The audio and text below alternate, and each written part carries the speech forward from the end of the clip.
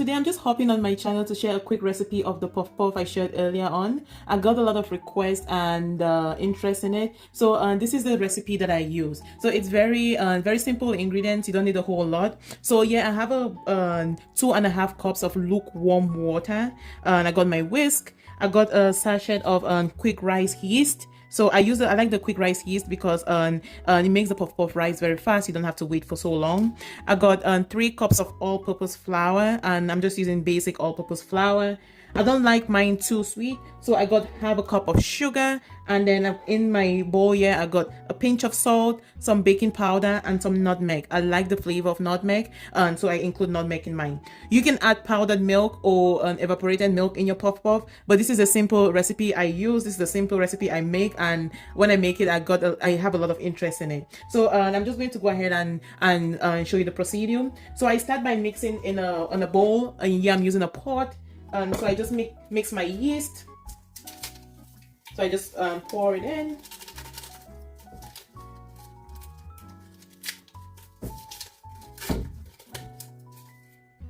And then I put in my sugar. So that's half a cup of sugar and my lukewarm water. It's very important that your water it's warm because you don't want it to stay forever and takes forever to rise. So I just pour the water, the yeast, and the sugar. So the yeast and the sugar is going to activate in the warm water. So I just give it a quick stir. This recipe is very simple and very direct to the point. And so that's the yeast, the sugar, and the water already in. So now I just go ahead with my flour. So that's 3 cups of all-purpose flour. Just pour everything in it. That's it. And then I'm going to put in my pinch of salt, baking powder, and nutmeg. So just pour everything right into it. And again, so now you just mix it. So you just mix. I'm going to show you the consistency you're looking for.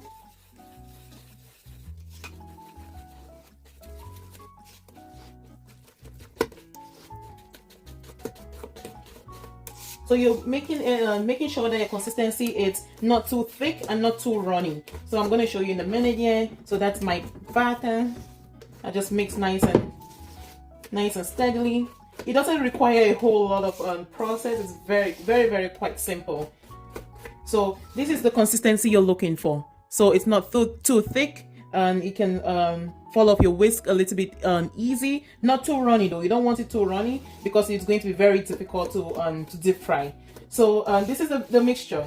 So I'm just gonna let this. So that's my mixture. This is the consistency you're looking for. So I am going to let my mixture sit for about an hour and a half, and it's going to be all risen. So I'm just gonna go ahead and take my whisk out. And this is how I cover my mixture. So I take a foil paper or parchment paper. I just place it right on top of it. Then I cover it with the lid of the pot, and then I take a dark cloth and I just throw it over it. So that's to make sure the heat is trapped in it so it can rise fast. And I put this in a warm, dry area, anywhere in your house where it's warm and dry. So we're gonna let this rise for about an hour and a half, and I'm gonna show you how I fry it. So that's the batter for the puff puff. It's very direct, very easy to follow. And I'm gonna show you how to fry it and how to drop it in the oil. I'll see you soon. Okay, so now our puff puff batter has risen, and I'm gonna start frying. So yeah, I already have my oil heated up already. It's ready to go. So this is the puff puff batter. I'm just gonna take that out. So it's been about just roughly under 2 hours. So this is how it's looking. This is how risen it's become. So you can see that's the 3 cups of flour, and it's all risen nicely. So my oil is already preheated. I got my frying spoon and a drain to drain any excess oil. So it's very easy. I have a pair of gloves on. You can wash your hands. You can just touch it with your hands, but I prefer the gloves because the batter is very sticky and it's very annoying when you go to wash it off. And so to fry a puff puff, I just plop some air into it, just like that. And it's pretty simple. So you grab a generous amount, and we're gonna form balls almost. So I grab a generous amount and I form balls and I drop it in the oil. So I'll do that again. Form a ball and you just squeeze and drop. So that's why it's very important for your batter to not be too heavy, too thick, just nice and smooth consistency. Form a ball and you drop, form a ball and drop. So it's very, very, very simple recipe.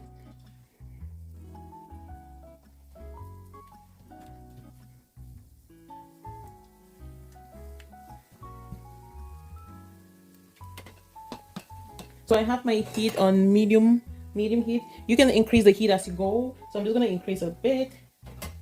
And yeah, it's very easy. Now you just you keep stirring so it's nice and golden brown.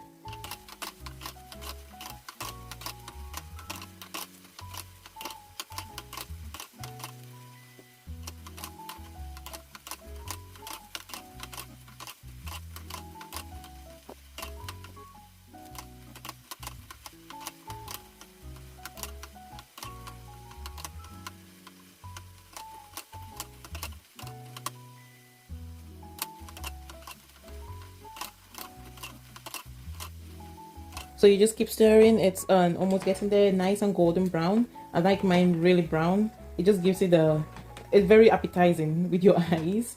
Yeah, so I like it nice and golden brown. Just get it nice and golden. So that's how it's looking at the moment.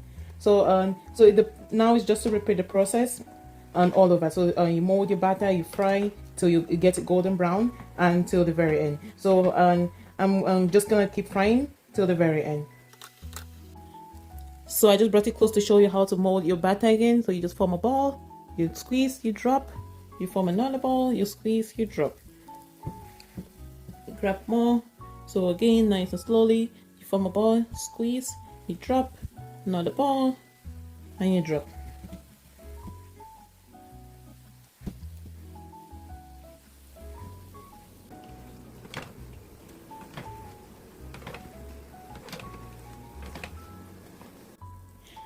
Okay, so this is the last round. I'm just frying right now. Everything is done, and I'm just gonna pop this one out. So our puff puff is ready. As you can see, this recipe is very easy, very simple to follow along. So that's done. I'm just gonna turn off this, and so this is our end product.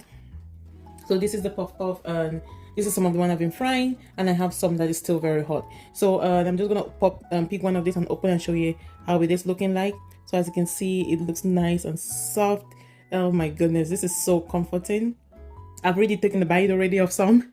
This is very tempting. You cannot fry it without eating a couple. So I've already had a couple. Try this recipe. It's very simple to follow along. Just follow the exact ingredients if you want the same output. And let me know how it turns out for you. So, okay, I'll see you in my next video. Try it and let me know. Bye-bye.